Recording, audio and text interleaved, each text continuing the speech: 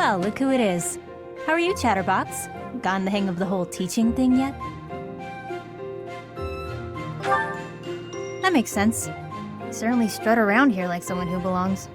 You seem like one of those people who blends in. I could see you just about anywhere and think, oh, that person's here. Makes sense. I wasn't paying you some sort of compliment. To me, it doesn't matter whether or not you believe in the goddess. You're here supporting the church, and that makes you no different from the others. I can't stand that. No need to apologize. I just have a rocky history with the church is all. They betrayed me, or at any rate horribly mistreated me. So I'm not a huge fan, but keep that to yourself. When I was little, a lady locked me up and held me captive for a long time. The Knights of Seiros rescued me, promised to protect me.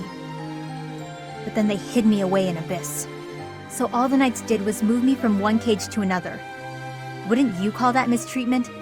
It was all for the greater good. They didn't want to put anyone important in danger. As for me, my life was expendable. That guy Alois was nice to me though, and he told me a bunch of hilarious jokes to cheer me up. I was being sarcastic. Alois wouldn't know a good joke if it landed in his mustache. Anyway, that's why I hate the church. Someday you'll hate them too. They only hired you because they needed a warm body to fill the post. When you're of no use to them, they'll get rid of you without a second thought. Sorry, that sounded more menacing than I intended.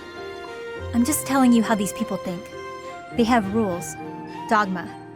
They want us all bound to their system so they can control us. I don't do well with that sort of stuff. That's why I ran away from home in the first place. Yeah, ran far, far away.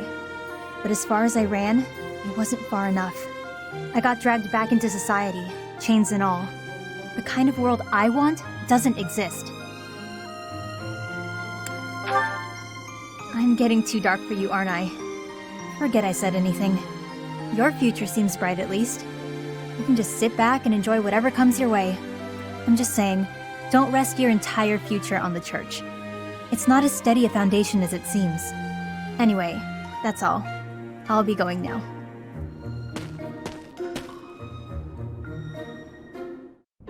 Caspar, I have been waiting. Ferdinand! Waiting for what? I am going to give you a lesson on the righteous path of the noble. Righteous path? What? You have a problem with my path now? You think you're more righteous than me? That remains to be seen. I heard you stopped a robbery in town the other day. Some despicable thief who was robbing an elderly shopkeeper. Rumor has it you didn't wreak as much havoc as usual. Hey now, I think you're underestimating me here.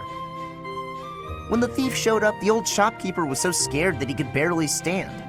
I didn't want the guy to pass out, so I had to stay calm while handling the situation. Rather than fighting, I gave my own money to the thief and told him to get out of there. Or else. How, magnanimous of you. The thief fell for it and left the shop. That's when I chased him down. I got my money back and gave that thief a good beating. He won't be back here anytime soon. Ah, so you walloped the scoundrel. That does sound like you. I am finding this story more plausible. Nevertheless, I think... Hold on. Now it's your turn. I heard a very interesting story about you recently. My turn, eh? Let's hear this story then. The way I heard it, you punched a foreign soldier right in the middle of town. Stop. I know what you are getting at. But you have the wrong idea. Let's hear your version then. I had been browsing for weapons at a rundown stall. Suddenly, a man seized the stall's owner and started dragging him away. Someone with a less generous spirit might say the peddler had it coming. His wares were quite inferior after all. But without a moment's hesitation, I leapt to his aid and soundly defeated the goon. Well done. Sounds exciting. It was nothing, really. Anyway, the old shopkeeper let me in on the details. He said that he was a novice trader, tricked by a noble into selling low-quality goods. That ruse was about to come to light, so the noble had sent a mercenary to keep the shopkeeper silent. So that's what really happened. I just heard you snapped and attacked some noble servant. I figured it was worth asking about. Well, I won't deny it. I forgot my rank for a moment and let my instincts take over. Is there something wrong with that? It sounds a little like something I would do. And your, gentle approach to handling that robbery. That sounds like something I might do. You were not overcome by your impulses. You kept a cool head. For the most part. I think we're starting to rub off on each other. Always looking for a way to defend justice and to lift each other up. Partners in justice, eh? Well now, that I can agree to.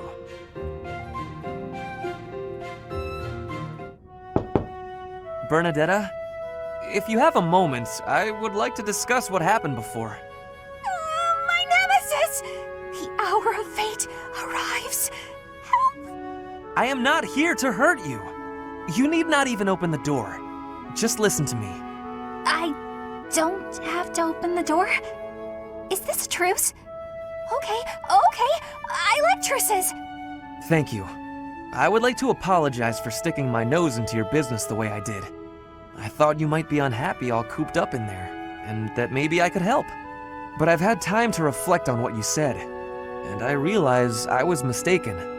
Oh, thanks for caring, but I'm fine actually.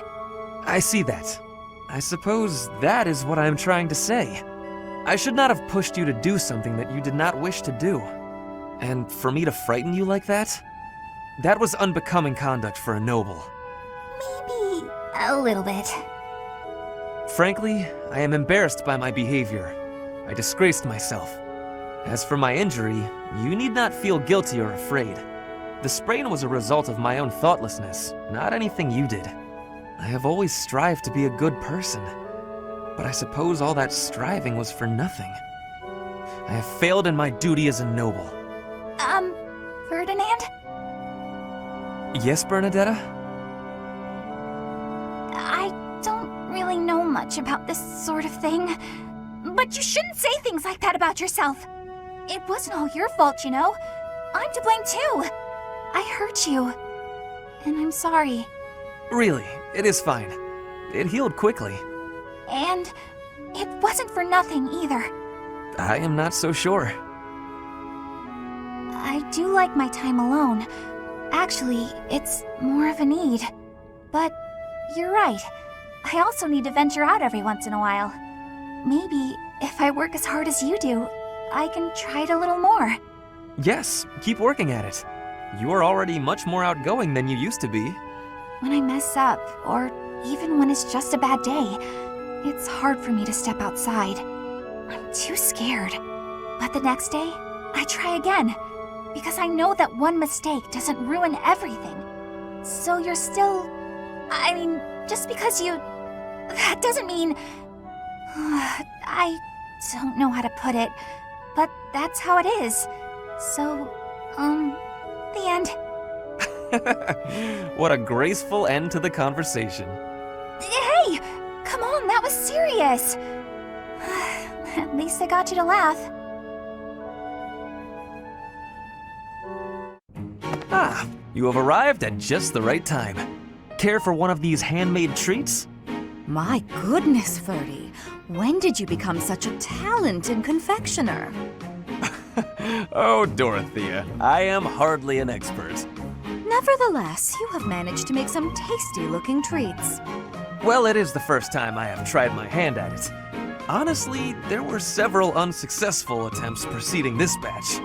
I made these pastries to solve that riddle you gave me. The reason you despise me. Oh? You said I was like a bee. The bee is a dutiful worker, just as I am. But the bee inherits a capacious home, with a wealth of honey. Similarly, I inherited my fortune. I did not receive it as a reward for my labor. I surmised that perhaps you'd feel differently about me if I earned something all on my own. That was my plan, to emulate your transformation from desperate pauper to successful songstress. All on your own? Did you renounce your nobility? Give away your riches? No, I made these. I obtained all the ingredients on my own, without anyone's help. You mean, you got the sugar and the flour? Yes. To earn the flour, I worked in the fields. To earn the sugar, I carried a merchant's wares. Who did the cooking? You? Naturally. I took on some extra chores in exchange for use of the kitchen at night. I have to admit, that's impressive. Hey, it looks like you had a bit of an accident. Is your hand okay? I burned myself a little while I was baking. Nothing to worry about. Nonsense. That burn will scar you, know. Come on, let's get you to the infirmary. Wait, Dorothea! You have yet to try my treats. You should be fine now, Ferdy. Big shot nobles have to treat their bodies with care just like the rest of us. There you go again. Noble this, noble that. Though you did say it with less disdain than usual. Nothing gets past you. As it were, I may have reconsidered you a little. You have reconsidered me? Finally! Just as I had hoped, we are becoming friends. Now then, I propose that we... I only said I reconsidered a little. And you still haven't figured out why I said you're like a bee. Which is funny, because you look like a bee right now. Bye! So, I am still a bee. A completely mystified bee. Taking care of some weapon maintenance, Petra? You seem completely absorbed. Yes, taking care of the weapons has great importance. I cannot argue with that. That weapon there, is it from Bridget? No, it is a weapon of Dagda. But the people of Brigid used them often. Fascinating.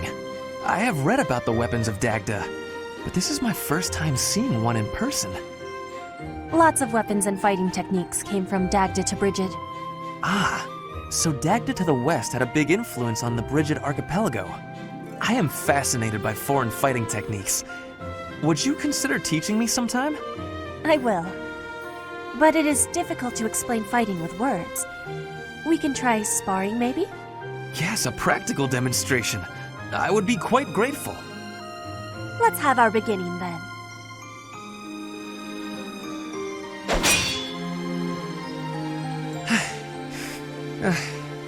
Perhaps we should stop there. Oh? Do you think you have understanding of the fighting techniques from Dagda? Yes, now that I have experienced it firsthand. I used to look down on foreign fighting styles, but I was clearly remiss. The footwork, the nimble way you shift your weight is extraordinary. I will have to remember those moves for the next time I am in battle. Clearly, you have honed your skills through practice. Your fist felt as sharp as a spear. Brigid is stuck in between Dagda and Fodlan. It is of much importance to hone our fighting techniques. I am of the royal family, but I am a warrior before that. I must fight to live and to protect my home. When the alliances of Brigid and Dagda encroached on the Empire, they were always driven back. But perhaps the Empire's victory was due to geographic advantage or divine intervention, rather than military superiority. Having met you, that is what I think. I cannot help but feel a little disgraced. I held foreign fighting styles in such low regard without ever seeing them for myself. When I came to Fodlan, I felt disgraced for many things that I learned. But there is no disgrace in losing ignorance. We need to be learning and growing with each other, always. Yes, by working together we can make progress. And both sides need to look ahead to the future. Come on, sell it to me! Huh? What's going on here? Hey, stop that! Can't you see he's not interested? We're just talking business here, now move it along! Oh, I just thought it looked a little... Actually, now I'm curious. What kind of business are you conducting? I've been told I have a keen eye for appraisal. Just trying to buy a sword.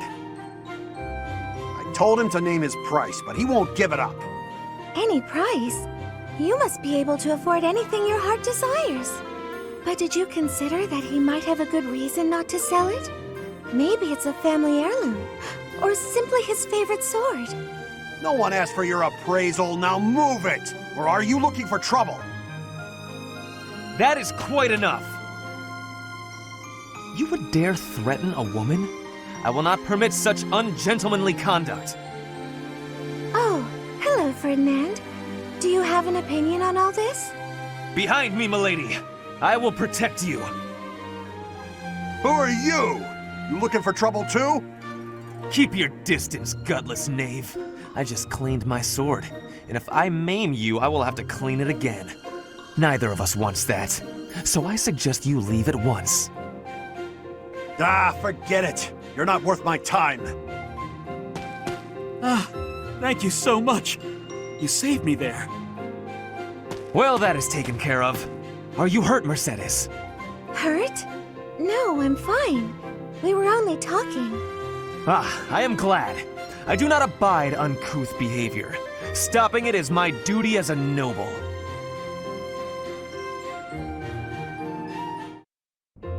Ah, that fragrance! Could it be? Ferdinand, I cannot help but notice the exquisite tea you're drinking. Not many can appreciate it, let alone recognize it. I'm impressed. Perhaps you would be so good as to indulge me with a cup?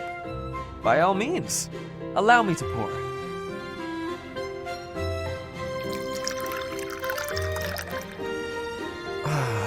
What a delightful aroma.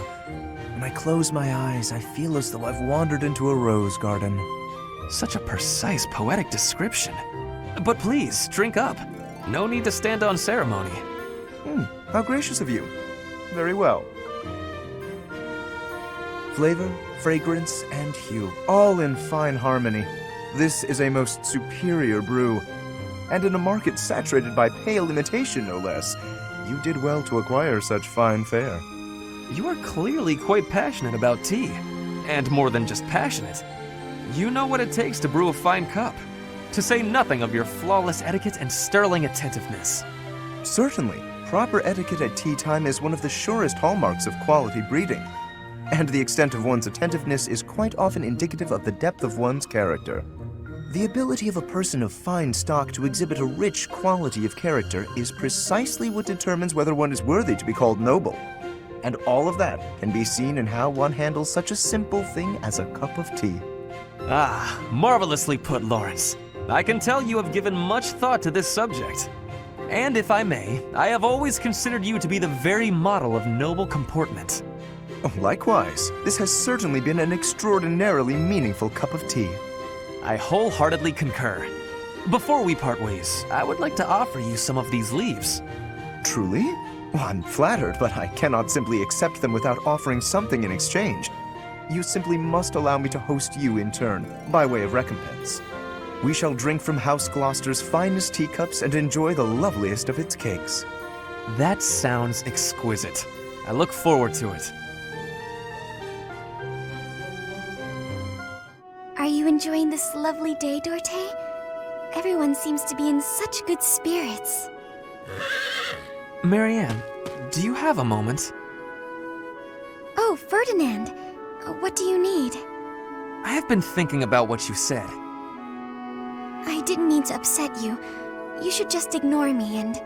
You misunderstand. It is not that you upset me. Honestly, you mystify me. You are a noble, and yet you do not wish to be one. Is that not so? I did not expect to hear that from the daughter of Margrave Edmund. But I'm not actually his daughter. He's a distant relative. We share very little of the same blood. But still, you come from a noble lineage, do you not? Oh, no. I'm just a minor noble from the countryside. Minor though it may be, you were born into a noble family, which means you are a noble too. We did not choose to become nobles. We were born into the nobility.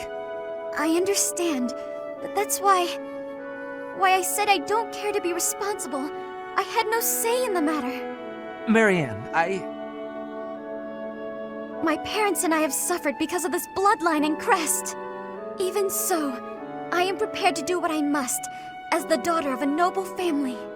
But to be told that's still not enough, I just... I see. I will not pretend to understand, but you should try to calm down a bit. Certainly, things did not turn out the way you had hoped. but the conditions are such that... The conditions? Those will never change.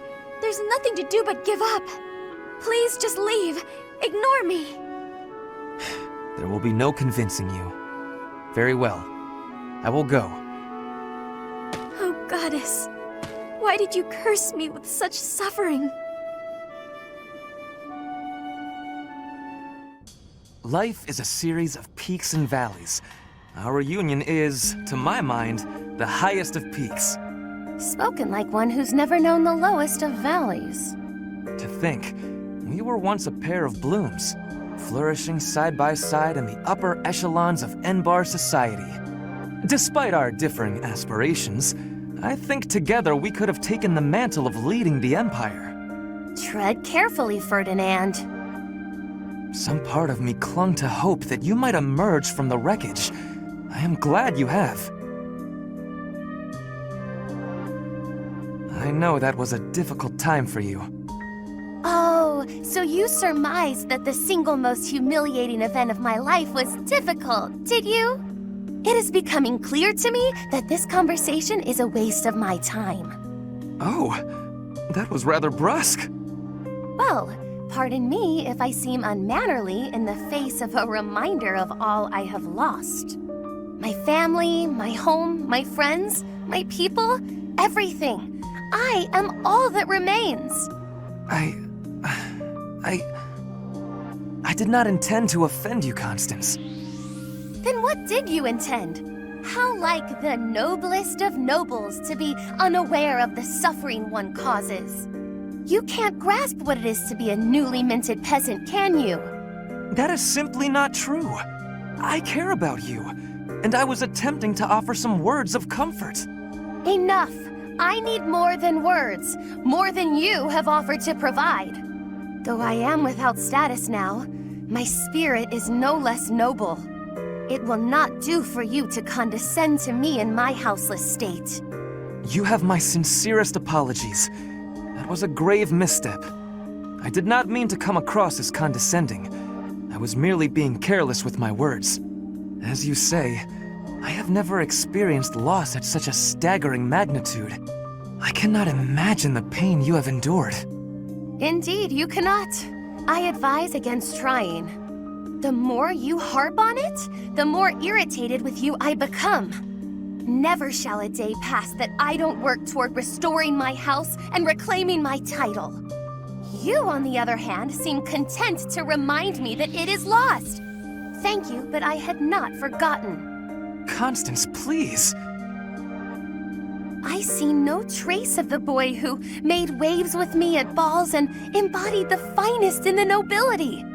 This newfound arrogance of yours is a discredit to House Ire.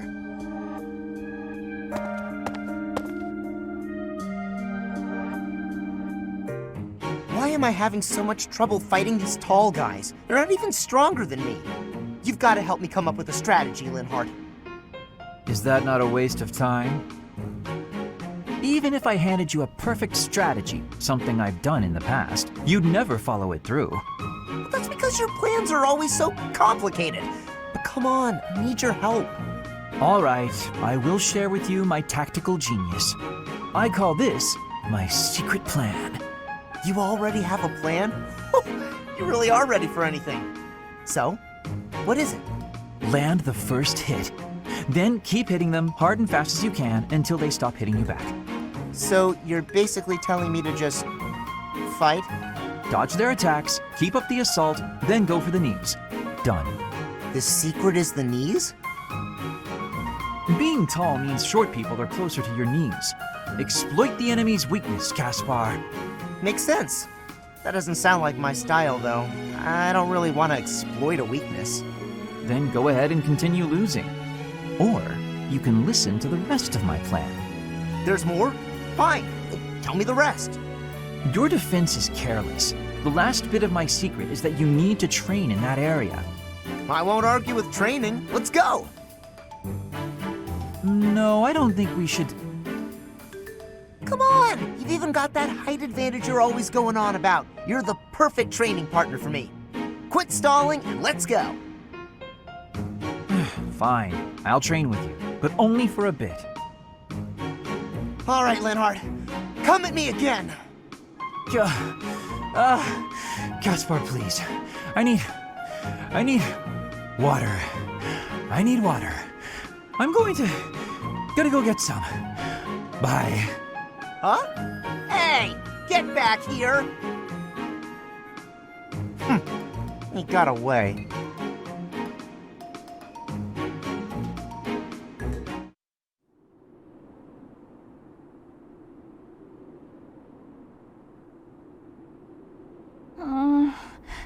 A little more crimson, maybe?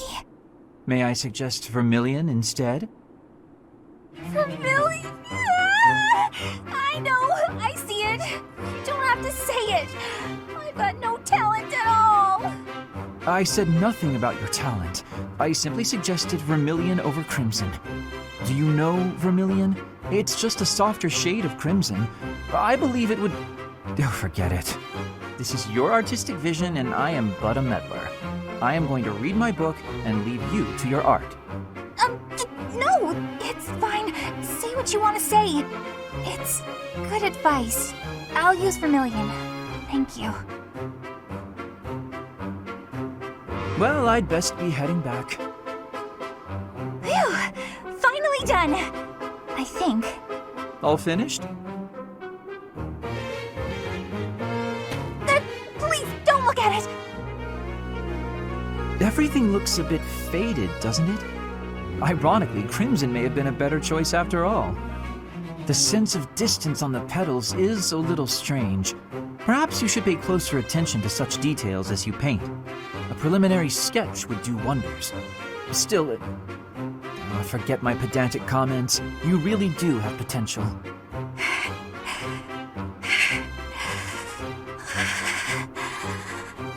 Bernadetta? Idiot! Hopeless! Waste of charm! Just burn the whole thing, Bernie! Break your stupid brushes and never paint again! Huh. Perhaps I should have kept my thoughts to myself.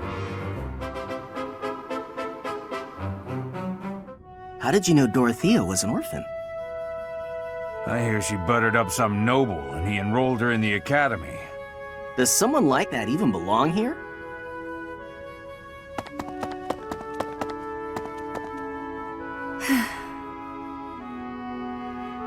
I suggest ignoring them. Lynn, don't scare me like that. You seem less scared than surprised, but that's quibbling, I suppose. As for those two gossips, unimportant. I suggest forgetting all about them and their petty words. Join me for a meal. I've been the target of a lot of gossip, and eating generally makes me feel better. Don't pretend we're the same. If I could brush it off so easily, I would. It doesn't seem particularly difficult. Where's the problem? Is this about your pride? No, not even a little bit. What then? Lynn, please just go away. I want to be alone right now. That's fine.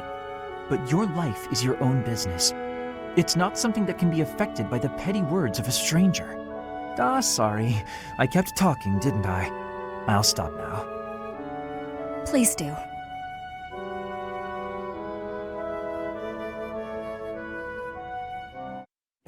Linhardt, I have been waiting for much time. Please, watch me. Watch what, Petra? Whoa! Hey, careful with that spear! How did you find that? I did more training. Ah, you took my advice then. I will say, the problematic maneuver seems improved at least. At least? It is still no good? The spear isn't really my area of expertise, but I've seen enough training to understand the mechanics. I believe I can use that understanding to further help you improve your spear work. My spear work. Right. As I said, when you lift up and stab down, the momentum is ruined. You're trying to swing like a giant. You're not a giant, so that's a problem. So allow the spear's own momentum to do more of the hard work for you. Spear momentum. The spear is heavy. When you lift it up high, Loosen your grip a little. At the top of my swing, loosen my grip. And then the weight will carry it down? Precisely. When you put too much power into it, not only do you exhaust your grip, you tire yourself out. Got it? All that effort is taking its toll on me. You are very clever. I wonder why you have hatred for training. Because training is too much like fighting, and I'd really rather not fight. Also, I find training terribly dull. Anyway, good night. He does not use his cleverness. It has a very big waist. I want you to use your power, Linhardt.